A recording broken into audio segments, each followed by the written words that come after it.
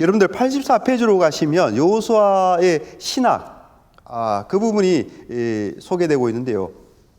오늘 여러분들 여기까지만 마무리 짓고 다음 주부터는 이제 사사기로 넘어가는 것으로 그렇게 하겠습니다. 자, 여호수아의 신학을 정리하는데 이제 여러 가지가 이제 다뤄질 수 있겠습니다만, 먼저 모세의 계승자로서의 여호수아, 그 부분을 이제 여러분들이 좀 살펴봐야 되는데요. 모세는 여호와의 종으로 불리는 아주 명예로운 칭호죠, 그죠, 여러분들? 에벳 아도나이, 여호와의 종, 그런 어떤 탁월한 하나님의 사람이었습니다. 그리고 여호수아는 모세의 수종자로 등장을 하죠. 여호수아의 초반부에는 모세의 수종자로 등장을 했는데, 여러분들 민수기 27장에 가서 보면은 이 여호수아는 모세가 살아 있었을 때 이미 이 후계자로 지도자 직분을 위임받았어요. 그렇죠? 여러분들이 모세가 죽고 난 다음에 여호수아가 지도자로 세워졌구나, 그렇게 생각하면 안 돼요. 안 됩니다. 민수기 27장에 보면 모세가 이미 살아 있을 때에 이미 여호수아는 이제 지도자로 세워지게 된 거예요. 그때 당시에 모세는 자신의 죽음이 임박했다라는 것을 알고 하나님께 저 대신 백성을 이끌 사람을 세워달라고 하나님께 이제 요청한 그런 일이 있었어요. 여러분들 민수기 27장 16절로 17절에 나오는데요. 그게 이렇게 되어 있습니다. 여호와 모든 육체의 생명의 하나님이시여, 원하건대 한 사람을 이 회중 위에 세워서 그로 그들 앞에 출입하며 그들을 인도하여 출입하게 하사 여호와의 회중이 목자 없는 양과 같이 되지 않게 하옵소서. 목자 없는 양과 같이 되지 않게 하옵소서. 예, 사실 이게 보면은 참 우리에게도 굉장히 참 이렇게 피부로 와닿죠, 그죠? 목사님들이 양떼들 위해, 성도들 위해 세워지는 것과 비슷하다는 생각이 듭니다, 그죠? 목사가 세워지는 것. 예, 어쨌든 그런 이제 말씀이 나오고요. 그러니까 회중에게는 뭡니까? 회중에게는 반드시 그들을 인도할 목자가 필요한 거죠. 예, 하나님의 말씀으로 회중들을 이렇게 인도할 그런 목자가, 참된 목자는 하나님이시지만, 그죠? 예수님이시지만 그 예수님의 뜻을 받들어서 이제 양떼들을, 성도들을 인도할 그런 목자가 필요하다라는 거예요. 필요하다는 거예요. 그래서 이제 여호수아가 후계자로 세워지게 되는데, 여러분들 민수기 27장 18절로 20절에 보면은 하나님께서 이렇게 대답을 하십니다. 하나님께서 이렇게 대답했어요. 여호와께서 모세에게 이르시되 눈의 아들 여호수아는 그 안에 영이 머무는 자니 너는 데려다가 그에게 안수하고 그를 제사장 엘르아살과 온 회중 앞에 세우고 그들의 목전에서 그에게 위임하여 그런 말이겠죠. 위탁하여 내 종기를 그에게 돌려 이스라엘 자손의 온 회중을 그에게 복종하게 하라. 하나님께서 그렇게 말씀하게 됩니다. 자, 여기서 우리가 이제 주목하게 되는 그 부분은 뭐냐면, 여호수아가 어떤 사람이냐? 하나님의 영이 있는 사람이라 이렇게 말씀하고 있죠, 그죠? 하나님의 영이 있는 사람. 예. 그래서 이제 사실은 그 지도자가 될 때는, 하나님의 부르심을 받아서 지도자가 될 때는 이 부분이 굉장히 중요한 거예요. 성령의 감동 감화, 성령 충만한 사람. 예. 그것을 여기서 이제 우리가 다시 한번 확인하게 되고요.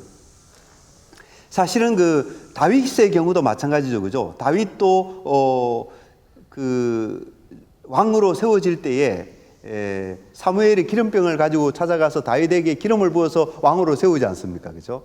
그런데 그때 어떤 역사가 일어납니까? 성령이 다윗에게 임하죠, 그죠? 성령이 다윗에게 임하거든요.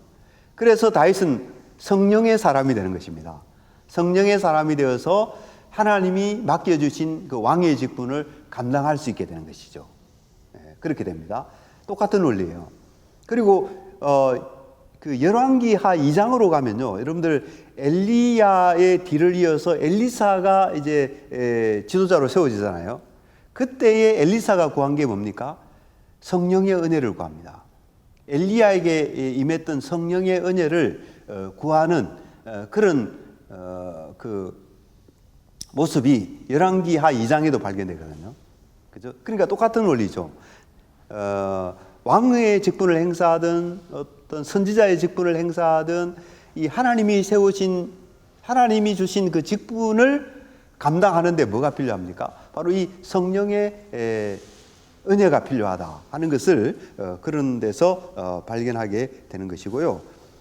사도행전에 들어가서도 보면은 이제 초대교회 그 직분자들을 세울 때에 그것을 이야기하고 있잖아요. 초대교회 직분자를 세울 때 여러분들 그 성령 충만한 사람, 말씀 충만하고 성령 충만한 사람, 그런 사람을 직분자로 세우는 것을 보게 되거든요. 그죠? 역시 여호수아도 어떤 사람이었느냐? 네, 이 여호수아를 읽어가다 보면요, 여호수아를 읽어가다 보면은 무엇을 만나게 되는가 하면 어느 순간에 가면은 모세와 여호수아가 똑같다 이런 생각을 하게 돼요.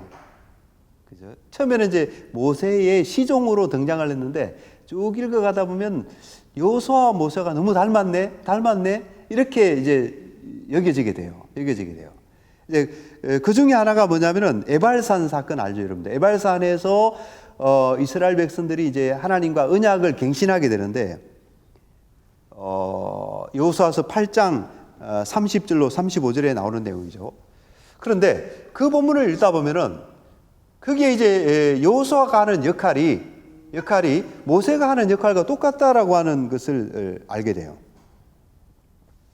뭔가 하면은 여호수아는 돌로 제단을 쌓고 그 돌에다가 율법을 기록하고 또 백성들 앞에서 율법을 낭독하는 그런 일을 했던 것입니다. 그런데 여러분들 이것은 시내산에서 모세가 했던 일의 반복에 가까운 거예요. 출애굽기 24장에 가서 보면은 모세도 제단을 쌓고, 시내산 언약 때의 일입니다. 모세도 제단을 쌓고 또 여호와의 말씀을 기록하고 백성들에게 그 율법을 낭독하는 일을 했던 거예요. 그래서 여러분들 이 에발산의 여호수아의 모습과 시내산에서의 모세의 모습이 거의 동일하다라는 것을 알 수가 있어요. 똑같은 일을 모세가 했던 그 똑같은 일을 여호수아가 그대로 반복하고 있다. 그죠? 모세가 시내산에서 했던 일을 여호수아가 에발산에서 반복하고 있다. 그렇게 보게 돼요. 그래서 여러분들 저는 이렇게 표현하고 싶어요. 여호수아는 시내산의 그 모세의 재현이다. 그죠?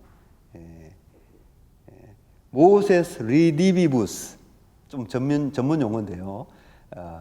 되살아난 모세, 그렇게 표현할 수 있을 정도로 모세스 리디비부스, 되살아난 모세다 이렇게 말할 수 있을 정도로 그렇게 여호수아가 모세와 닮았구나, 여호수아가 모세와 똑같은 위치에서 똑같은 일을 하고 있구나, 그런 생각을 하게 되는 것이고요. 그래서 이 여호수아를 가리켜서 우리는 이 제2의 모세로서, 여호수아를 제2의 모세로 그렇게 또 우리가 부를 수가 있는 것입니다. 여호수아서 22장부터 24장에 가면 그런 제2의 모세로서 모세스 리디비부스, 그런 여호수아의 모습을 여호수아서 종결부에 가서도 보면 알 수가 있어요. 그죠? 거기 보면 여호수아가 온 백성을 이제 세겜 땅에 모아놓고 거기에 여호수아가 백성들 앞에 이렇게 권면을 하잖아요. 그죠? 백성들 앞에 권면을 하는데 그 권면하는 모습이 모세가 백성들을 권면하는 모습과 흡사한 거예요. 율법을 지키고 하나님께 순종하고 하나님을 섬겨야 되고, 그런 얘기들을 여호수아가 하거든요. 그래서 이런 모습들이 참 여호수아를 읽을 때 굉장히 이제 중요한, 그래서 제2의 모세로서 여호수아가 모세와 대비되는 인물로서 모세를 닮은 인물로서 나타나고 있다. 자, 그 연장선 속에서 여러분들 여호수아서 책 제일 마지막에 뭐가 나타납니까? 여호수아의 칭호가 그게 바뀌게 돼요. 첫 부분에는 여호수아가 모세의 시종으로 등장했지 않습니까? 시종으로 등장하는데 여호수아서 마지막 부분에 가서 보면요, 여호수아에 대해서도 에벳 아도나이, 그죠? 여호와의 종이라, 그런 칭호로 불리는 것이 여호수아서의 마지막 부분에서 우리가 확인할 수 있는 그런 이야기입니다. 그래서 이 여호수아를 읽을 때 여러분들 그런 관점으로 보셔야 돼요. 모세의 계승자로서의 여호수아, 그런 관점에서 그게 여호수아가 의도하고 있는 그런 것이에요. 그죠? 예. 자, 여러분들 88페이지로 가서 보시면, 자, 이것을 통해서 우리는 구약 이스라엘의 역사에서 모세와 모세의 율법이 차지하는 규범적인 위치, 그죠? 를 확인할 수가 있게 됩니다. 모세의 율법은 구약 이스라엘 백성이 따라야 할 권위 있는 규범이자 개인과 공동체 차원에서 그들의 신앙과 생활을 형성하는 기본 원칙이다. 그렇죠? 여호수아가 1.1획도 어기지 않고 좌로나 우로나 치우치지 않고 그 말씀에 따라서 어떻게 했습니까? 정복 전쟁을 수행하고 땅을 분배하는 일을 했다라는 거예요. 이 부분. 그래서 이스라엘 백성들이 따라야 할 권위 있는 규범이자 개인과 공동체 차원에서 신앙과 생활을 형성하는 기본 원칙이 뭐냐? 모세의 율법이다. 모세의 율법이다. 라는 것을 여호수아를 통해서 우리는 확인하게 된다라는 거예요. 또 이제 여호수아서에서 오경의 내용이 강조되죠. 그죠? 오경의 내용이라고 하는 것이 바로 모세와 모세의 율법 아닙니까? 그죠? 그렇죠?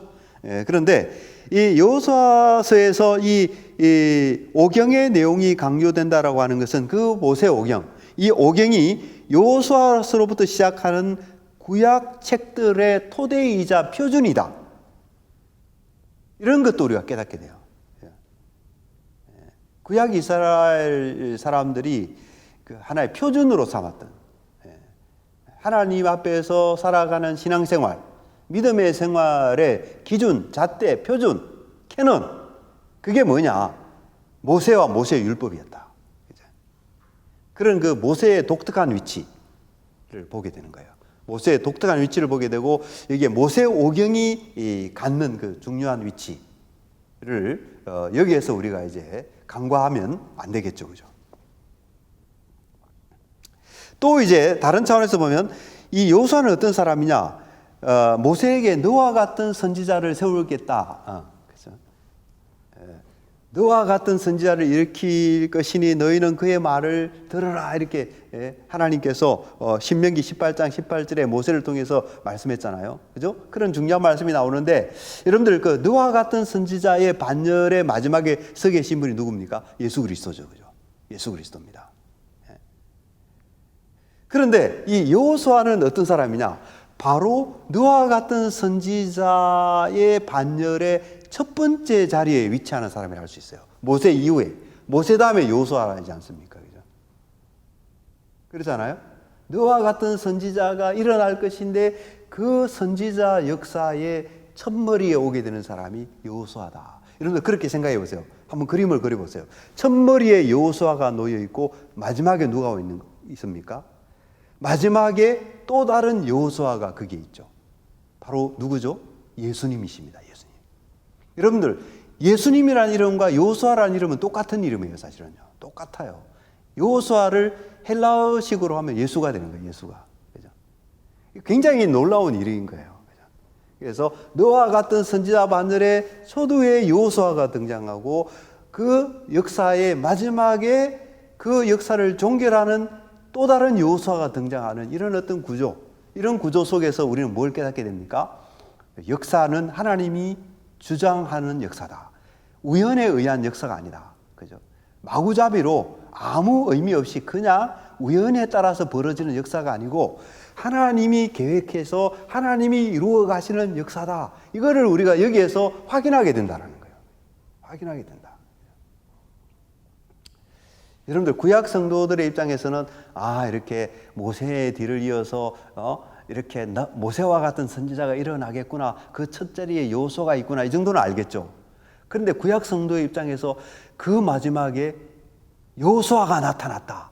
예수가 나타났다. 여러분들 소름 끼치는 일 아닙니까? 소름 끼치는 일 아니에요. 그죠?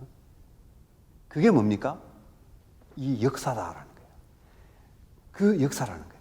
우리는 어떤 삶을 살아가고 있습니까? 그 역사를 살아가고 있는 거예요. 그 역사를 살아가고 있고 그 얘기는 뭡니까? 우리는 그 하나님의 섭리의 손길 속에 살아가고 있다는 거예요. 그 하나님의 계획 가운데서, 그 하나님의 다스림 가운데서, 그 하나님의 뜻 가운데서 우리가 존재하고 있다라는 것을 우리는 한시도 잊으면 안 된다는 거예요. 그래서 저와 여러분들은 그저 우연히 이 시대에 태어나서 우연히 이 자리에서 태어나서 살아가고 있는 것이 어떻습니까? 결코 아니다. 결코 아니다. 하나님의 섭리 가운데서 우리가 살아가고 있다. 이것을 우리가 깨닫게 된다라는 것이죠. 자, 그 다음에 이제 넘어가겠습니다, 여러분들. 넘어가고, 이 약속의 성취, 여러분들 너무 잘 아는 주제니까 그냥 읽어보시기 바라고, 91페이지에 인간의 책임 부분, 그 부분도 제가 누누이 강조해 드렸기 때문에, 이제 여기서는 다루지 않겠습니다. 여러분들이 그냥 읽어보셔도 충분하리라, 그렇게 생각이 되고요. 그 다음에 94페이지로 가시면 여호와의 전쟁에 대해서 나오는데, 이 여호와의 전쟁 부분은 여호와의 전쟁 이 부분만 제가 빨리 이렇게 생략할 건 생략하고 하고 넘어가도록 하겠습니다. 그러니까 이 헤렘 전쟁 여러분들 진멸하다, 진멸하여 바치다, 온전히 바치다 이런 이제 제도인데, 여러분들 일반 성경 독자들이나 신학자들이나 이런 사람들조차도 여기에 많은 어려움을 갖고 있어요. 우리 하나님은 정말 원수까지라도 사랑하라고 가르치는 하나님이신데 어떻게 이렇게 남녀노소 어린아이들까지 다 죽이라고 하는 이런 잔인해 보이는, 그죠? 어떻게 보면 굉장히 비인간적으로 보이잖아요, 그죠? 그런 명령을 어떻게 낼 수가 있는가? 또 여호수아는 정말 예수님을 예표하는 인물이라고 볼 수도 있는데 그 여호수아가 어떻게 이렇게 잔인하게 사람들을 다 죽이는 일을 했는가? 여러분들 이제 그런 것들이 항상 이제 좀 어렵게 다가오고 그러기도 합니다. 그래서 이런 것들을 이런 일 때문에 이제 구약 성경을 폄하하는 사람들이 많이 있죠, 그죠? 초대교회 마르시온부터 시작해서 구약 성경은 폐기돼야 된다, 심지어 그렇게까지 주장하는 사람들이 많죠. 또 어떤 사람들은, 무지한 사람들은 잘 몰라서 그런데 무지한 사람들은 폭력의 원인이 어디 있느냐? 성경 속에 있다. 폭력의 가장 1차적인 책임이 어디에 있느냐? 이 성경 기록, 구약 성경 속에 있다. 이렇게 말하는 사람도 있어요. 그렇죠? 그렇게 그것은 다 이제 구약 성경을 오해하기 때문에 이제 그런 이야기들을 하게 되죠. 오해하기 때문에. 그런데 저는 여러분들 그게 다 이제 오해인데 이것을 우리 어떻게 설명해야 될까 하는 부분이에요. 어떻게 설명해야 될까 하는 것인데, 제가 여러분들에게 소개해드리고자 하는 것은 이겁니다. MG 클라인 있죠. 여러분들 96페이지에 가서 보면 MG 클라인이라고 한 사람이 아주 좋은 관점을 소개해주고 있어요. 그분을 뭘 가지고 설명하는가 하면 침입윤리, 그죠? 아주 말도 이제 재밌는데 intrusion ethics. 여러분들 외워두세요. 침입윤리. 제가 이거 퀴즈 낼지도 모릅니다. 이렇게 아마 이 MG 클라인도 고민을 많이 했던 것 같아요. 여호수아 이 잔인한 이 정복 전쟁 이걸 어떻게 이해해야 될까, 설명해야 될까 이제 했는데 이분은 이제 이 침입 윤리라는 관점을 가지고 와서 이제 이거를 잘 설명을 하고 있는 거예요. 그러니까 분명히 이 헤렘이라고 하는 것은 일반 원총의 원칙과는 벗어나는 거예요. 여러분 우리 일반 원총, 특별 원총 우리가 나누잖아요, 그죠? 근데 지금 이 세상은 어떤 원칙 속에 있느냐? 일반 원총 속에 다 있다라는 거죠. 하나님이 악인과 선인에게도 비를 내리시는, 그죠? 햇빛을 주시는. 그게 이제 일반 원총의 원리가 아닙니까? 그죠? 그래서 지금 현재 우리가 살아가는 이 세상, 종말이 올 때까지 이 세상은 어떤 원리가 지배하느냐? 일반 원리가, 일반 원총이 지배한다라는 거예요. 그래서 내 원수가 오리를 가져라고 하면 심리를 가지고, 내 원수가 오른뺨을 치면 왼뺨도 들려주고, 겉옷을 가지고 하는 자에게는 어떻게 해야 됩니까? 우리가 받은 바 은혜의 그 풍성함 때문에 누가 겉옷을 달라고 그러면 속옷까지 다 내주고, 이게 이제 일반 원총 시대를 살아가는 사람들에게 요구되는 윤리인 것이죠. 그죠? 그런 것입니다. 그래서 누가 우리 원수라고 해서 우리가 그 원수를 갚으면 안 되는 거죠, 우리는. 왜 그렇죠? 우리는 지금 일반 원총 속에 살아가고 있기 때문에. 그런 것이 분명해야 되는데, 그러면은 이 여호수아 시대에 나타나는 이것은 뭐냐? 여러분들, 이것이 바로 종말의 윤리라는 거예요. 종말의 윤리. 그죠? 예. 종말에 있게 될 마지막 그 심판이 있지 않습니까? 종말에 가면. 그래서 종말에 가면 이제 악인과 선인을 구분하고 하나님께서 악인들에게 그들에게 합당한 그 의로운 심판을 종말에 가면 이제 내리게 되거든요. 그렇죠? 내리게 되는데 그 종말에 있게 될 그 심판의 윤리가 지금 이 일반 원총 시대로 뚫고 들어왔다 이렇게 보면 되는 거예요. 그래서 침입 윤리다 이렇게 이야기할 수가 있다라는 것입니다. 자, 그렇게 보면은 이 여호수아 정복전에 나타나는 이 내용은요, 이제 이렇게 우리가 일반적인 것으로 보면 안 되는 거죠. 이 일반 원총 속에 살아가는 우리들이 본받거나 우리들이 또 이렇게 그것을 따라야 하는 그런 어떤 원칙은 결코 아닌 거예요. 이것은 종말에 나타나게 될 그 하나님의 무서운 심판을 앞당겨 보여주는 예시하는 그런 어떤 성격이 있는 것이다. 이렇게 이해를 해야 된다라는 것이죠. 그렇기 때문에 지금 우리가 살아갈 때는 그런 일반 원총 속에서 살아가는 그런 사람으로서 우리가 하나님의 사랑을 실천하고 또 그런 어떤 윤리적인 삶이 우리들에게는 요구되는 것이죠. 이런 어떤 종말의 윤리가, 종말의 심판, 악인들에 대한 심판, 종말에 있을 악인들에 대한 심판이 어떤 이 땅 위에 침투에 들어온, 일시적으로 침투에 들어온 어떤 사건으로서 우리가 받아들여야 된다. 이것을 여러분들이 잘 이제 이해하시고 정리해 주시면 좋겠습니다. 자, 그리고 또 한 가지 차원은요, 지금 이것은 이제 아무리 이 가나안 땅의 사람들에게는 그런 면에서 심판의 성격이 있는 거죠. 그죠? 심판의 성격이 있다. 이것을 여러분들이 기억할 필요가 있고, 여러분들 레위기 18장에 보면은 이 가나안 사람들이 당시에 얼마나 하나님 앞에 심각한 죄인이었는가를 알 수가 있습니다. 그게 보면은 가나안 사람들이 정말 온갖 종류의 악을 다 저지르고 있었어요. 오늘날 우리가 이 세상에서 종종 듣는 그런 모든 악들이 이 시대의 가나안 사람들에게 이미 존재하고 있어요. 건친상간이라든지 동성애라든지 또 심지어 수간, 짐승들과의 어떤 그런 어떤 있을 수 없는 그런 성적인 문란과 타락이 극에 달한 상태. 그것이 이제 그때 당시에 가나안이었다라고 하는 것을 여러분들 어디서 알 수 있는가 하면 레위기 18장에 가서 보면 레위기 18장에 그런 일들을 자세하게 묘사해 주고 있거든요. 근데 이 정복 전쟁은 사실 그런 가나안 사람들에 대한 하나님의 엄중한 심판이고, 그 심판은 나중에 종말에 나타나게 될 하나님의 심판을 예고해 주는 것이다. 이렇게 우리가 볼 수가 있는 것이죠. 그리고 그와 동시에 이제 이스라엘 백성들을 그 가나안 사람들의 타락된 삶의 타락으로부터 보호하는 그런 의도가 그 속에는 있는 거예요. 그죠? 이 가나안 땅은 하나님이 거하시는 땅이고 거룩한 땅이고 성소가 세워질 땅이고 그런 곳 아닙니까?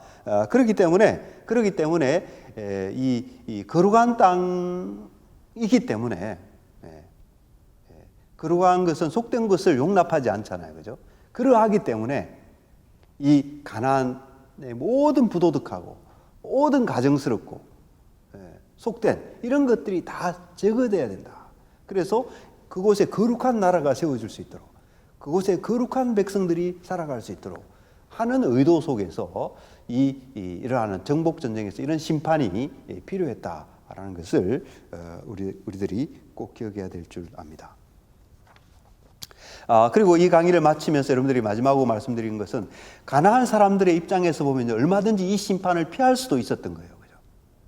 그들에게 아무 피할 기회도 없이 그렇게 심판을 당했다 이렇게 볼 수는 없는 것입니다. 어디서 그것을 알 수 있죠? 기생라합을 통해서 우리가 알 수가 있잖아요. 모든 가나안 사람들이 기생라합과 같은 태도를 취했으면 어땠을까요? 그죠? 그리고 또 기브온 족속과 같은 사람들도 좋은 예가 되잖아요. 그들도 어쨌든 심판을 피하고 생명을 건질 수 있었죠. 그죠? 그래서 이런 예들을 통해서 우리가 뭘 알 수가 있습니까? 가나안 사람들이 이렇게 이런 어떤 심판을 받아서 죽은 것은 사실은 자기 자신들의 잘못 때문이다. 그 책임이 누구에게 있느냐? 그 책임이 이스라엘 백성들에게 있는 것이 아니고 그 책임이 하나님께 있는 것이 아니고 그들이 자신들 책임 때문에 그렇다. 여러분들 여호수아서 11장 20절에 보면 중요한 표현이 있습니다. 가나안 사람들이 왜 진멸당했느냐? 여러분들 이렇게 표현하고 있어요. 여러분들 잘 기억하세요. 왜 가나안 사람들이 심판을 당해서 죽었느냐? 그들의 마음의 완악함 때문에 심판을 받았다. 이렇게 분명히 말하고 있어요. 여러분들 근데 사람들은요 이 표현을 보지 않고 다른 것만 계속 봐요. 너무 잔인하지 않냐? 너무 이렇게 심하지 않냐? 그런 것만 보는데 여러분들 그것보다도 뭘 봐야 되는가 하면요. 여호수아서 11장 20절에 이 가나안 사람들이 마음이 완악했다라는 거예요. 완악했다. 여러분들 그 표현이 뭘 상기시켜 줍니까? 여러분 출애굽 당시에 바로 왕을 상기시켜 주는 거예요. 바로 왕이 왜 심판받았습니까? 하나님이 이스라엘을 보내라 하는데 바로가 안 보냈죠. 왜 안 보냅니까? 바로의 마음이 완악해져서 이스라엘 백성들을 안 보내다가 10가지 재앙을 당하고 그 다음에 마지막으로 장자까지 죽임을 당하는 그런 벌을 받게 됐잖아요. 그죠? 근데 사실은 이 가나안 사람들도 똑같다라는 거예요. 가나안에 있던 왕들도 똑같다라는 거예요. 그죠? 그들의 마음이 완악해서 기생라합처럼 하지 못하고 이 기브온 사람들처럼 하지 못했기 때문에 그들이 결국은 심판을 받아서 죽게 됐다라는 거예요. 이런 원리들을 이 정복전쟁과 관련해서 여러분들이 생각하실 때 이런 차원들을 반드시 기억하셔야 됩니다. 반드시 기억하시고 그렇게 해야지 이 정복전쟁의 어떤 신학적인 의미들을 우리가 오해하지 않을 수 있다 이렇게 생각합니다. 질문을 하나 해주셨는데요. 제가 그 질문을 한번 읽어보겠습니다. 71페이지 유다와 요셉 지파에 대한 내용에서 요셉 지파가 북이스라엘 왕국이 세워지는 것을 염두에 두고 관심 있게 서여졌다고 한다면 이 부분은 여호수아가 그 내용의 저자가 아닌 것이지요? 이렇게 먼저 질문해 주셨어요. 그러니까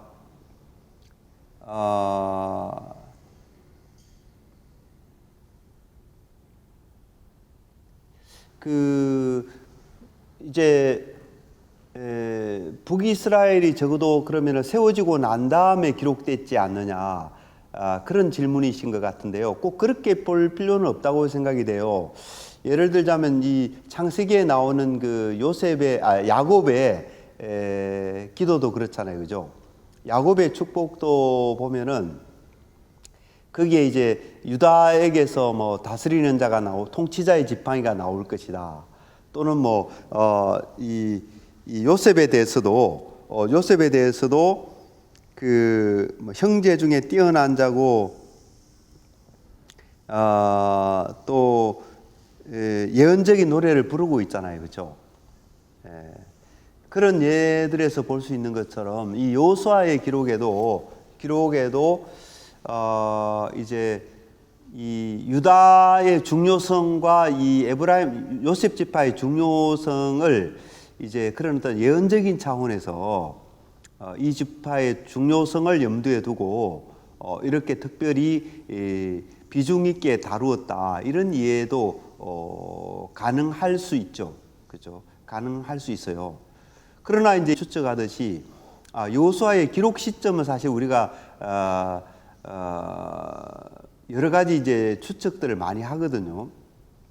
여러 가지 추측들을 많이 하는데 이제 기록 시점을 뭐 분열 왕국 이후에 기록됐지 않겠느냐, 이렇게 이제 추측도 해볼 수는 있지만, 그러나 확실한 것은 아니에요. 확실한 것은 아니고 오히려 이제 다윗 왕국이나 다윗 왕국 그 사이에 기록되었다라고 볼 만한 그런 증거들도 있거든요. 그런 증거들도 있어요. 그래서 이제 이것만 가지고는 기록 시점을 언제라고 말하기는 그 부분은 좀 오픈해놔야 되지 않을까, 개인적으로, 그죠? 오픈돼야 될 그런 부분이 아닐까, 그렇게 생각을 하게 되고요. 그 다음에 북이스라엘 왕국이 세워진 것은 명예로운 일은 아니었다, 이제 이렇게 되어 있는데, 명예로운 일은 아닌데 왜 이제 이 요셉 집안에 대해서 강조를 하고 있느냐? 물론 이제 명예로운 일은 아니죠. 명예로운 일은 아니고 바람직한 일은 이제 아닌데, 그런데 이제 사실은 그 열왕기를 보면요, 왕국이 분열되는 과정에서 보면은 솔로몬 왕국에 큰 문제가 있었잖아요, 그죠? 르호보암이 가진 그 문제점 때문에 결국은 북왕 선지자 아히야가 개입을 하게 되고, 이 아히야가 이제 입고 있던 옷을 뭐 이렇게 열둘로 나누어서 이렇게 여로보암에게 10개를 주지 않습니까? 그렇죠? 그것을 계기로 해서 사실은 이제 이 여로보암이 반역을 일으키게 되고 나라가 나누어 쪼개지게 되는데요. 그 과정에서 보면 왕국이 분열되는 과정은 분명히 하나님의 어떤 뜻 가운데서, 또 하나님의 개입하심 가운데서 왕국이 분열된 면이 있어요, 그죠? 분열된 면이 있고, 다만 문제는 뭐냐면 여로보암이 왕이 되고 난 다음에 이제 금송아지 우상을 세우고 그렇게 한 것이 이제 잘못된 출발이 된 것이죠, 그렇죠? 만약에 여로보암이 다윗과 같이 말입니다, 다윗과 같이 참 하나님께 충성되게 했다면 결과는 달랐겠죠, 그죠? 결과는 달랐을 텐데, 그래서 어떤 면에서 보면 왕국 분열 자체도 아쉬운 일이지만, 그러나 분열 자체의 문제보다도 분열되고 난 다음에 이제 왕들이 어떻게 통치했느냐, 그게 오히려 더 큰 문제가 있는 것이죠. 그래서 이렇게 봤을 때 이 요셉 지파를 비중 있게 다루는 이 부분은 이렇게 또 우리가 충분히 납득할 수 있다, 이해할 수 있다, 그렇게 말씀드릴 수 있어요. 216번 각주에서 아모리 족속을 가나안 족속에 대한 일반적 명칭으로 보아야 하는 근거는 무엇인가요? 성경에 보면요, 성경에 결국 근거가 있는데, 성경의 여러 곳에 보면 가나안 사람들을 가리키면서 아모리 족속이라고 말을 하고 있어요. 네. 그래서 왜 그렇게 이제 했는지 그 이유는 사실 셈족들이잖아요. 이제 가나안 지역에 사는 사람들이 다 셈족들인데, 이제 이 하나의 그들을 대표하는 족속으로서 이 아모리 족속을 언급하고 있어요. 성경의 여러 곳에서 맥락을 통해서 이제 그걸 알 수가 있습니다. 맥락을 통해서 이게 단순히 아모리 족속 한 족속이 아니라 전체를 대표하는 족속이구나라는 것을 알 수가 있어요. 제가 이제 뭐 대답은 그 정도까지만 할 수가 있는 것 같습니다.